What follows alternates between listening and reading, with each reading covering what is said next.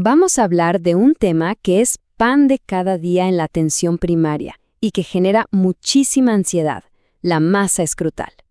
Hoy nos vamos a enfocar en el quiste de epidídimo para tener herramientas súper claras y así diferenciar lo benigno de lo que es realmente urgente. Este es un tema clave, tanto para la práctica clínica diaria como para el ENACOM. Esta frase, ¿cuántas veces la hemos escuchado? Esta es la consulta que lo empieza todo. El paciente se palpa un bulto, llega angustiadísimo al box y la pregunta es directa: ¿tengo cáncer? Bueno, ese es nuestro punto de partida para un proceso diagnóstico que tiene que ser rápido, certero y sobre todo tranquilizador. Ok, para ordenar las ideas, esta va a ser nuestra hoja de ruta. Primero, nuestro rol en la APS.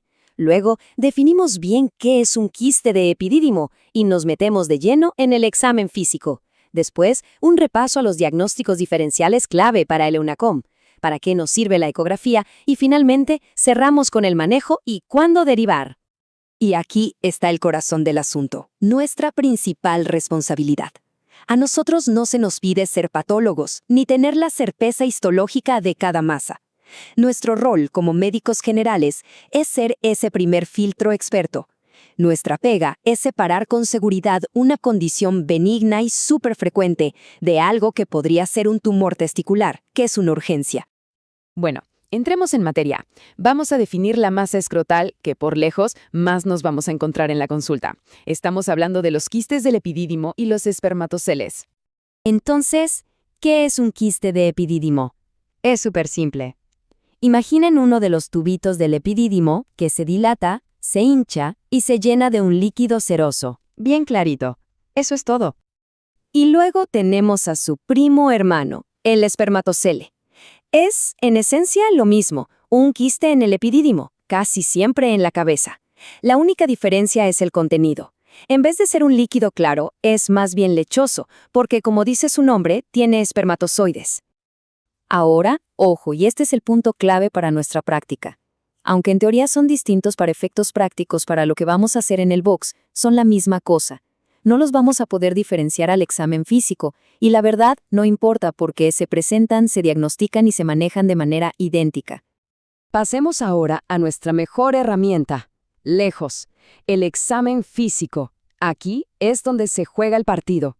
Con una buena semiología, en la gran mayoría de los casos, ya tenemos el diagnóstico prácticamente listo. Y todo, absolutamente todo nuestro examen físico se va a centrar en responder una sola pregunta. Y es esta: ¿la masa que estoy palpando es parte del testículo o está claramente separada de él? Si logramos separarla, respiramos tranquilos. Si no, bueno, ahí es donde se encienden todas las alarmas.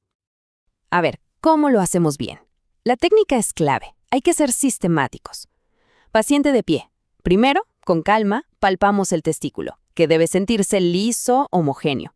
Después, nos vamos para atrás y arriba, a buscar el epidídimo. Y ahí, si encontramos la masa, nos concentramos en el punto clave. ¿Puedo identificar un borde claro entre la masa y el testículo? ¿Hay un plano que los separe? Y cuando es un quiste, los hallazgos son de libro. Vamos a sentir una pelotita redonda, lisa, de consistencia blandita, elástica, no dura como una piedra. Se mueve, y lo más importante, la sentimos separada del testículo. Y si le ponemos una linterna, la luz pasa a través. Es la famosa transiluminación positiva, que apoya harto la idea de que es líquido. Perfecto. Ya tenemos el cuadro clínico típico. Ahora, pongámoslo en contexto con los otros diagnósticos posibles. Este ejercicio mental es fundamental para el día a día y, ni hablar, para una pregunta del EUNACOM. La pelea de fondo aquí es una quiste versus tumor. Y fíjense que son como el día y la noche. Uno está fuera del testículo, el otro adentro. Uno es blando, el otro duro. Liso versus irregular. Uno transilumina, el otro no. Son polos opuestos. Un buen examen físico nos debería dejar bastante claros para qué lado va la cosa. Ahora, ampliemos un poco el mapa. Esta tabla es oro puro. Resume los grandes jugadores del diagnóstico diferencial escrotal.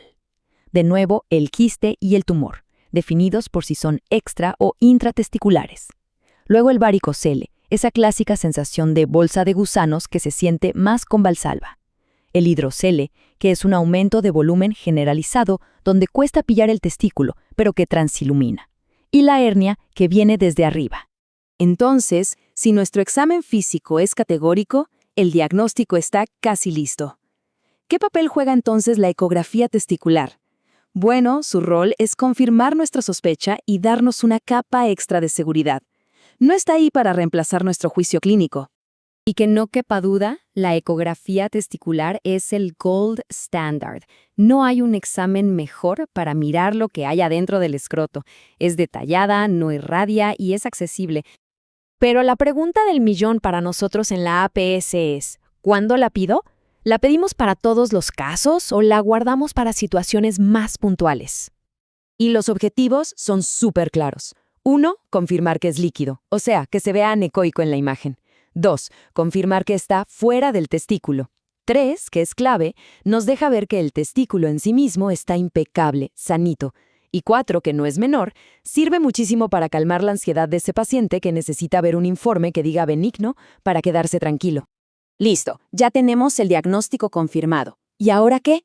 El manejo, en la gran mayoría de los casos, es increíblemente sencillo, pero depende de una cosa: tener buenas habilidades de comunicación y, por supuesto, tener el ojo clínico para detectar las banderas rojas.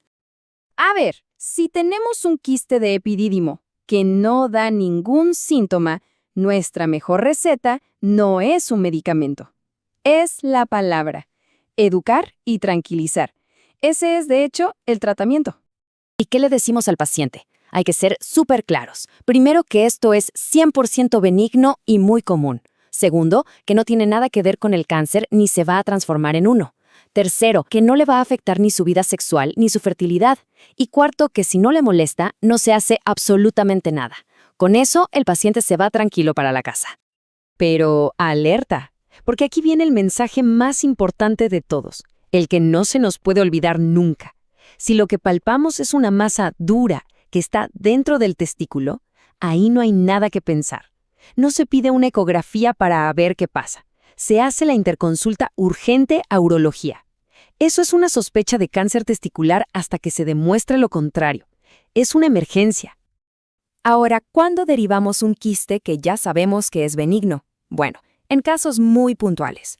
Por ejemplo, si duele de forma crónica, si es tan grande que ya molesta en el día a día, si la ecografía nos dejó alguna duda, o simplemente si el paciente, bien informado, decide que se lo quiere operar.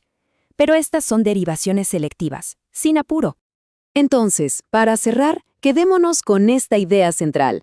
Frente a un paciente con una masa en el escroto, el pronóstico, ya sea de total tranquilidad o de un tratamiento oncológico a tiempo, depende de nuestra habilidad para responder esa única pregunta con nuestras manos.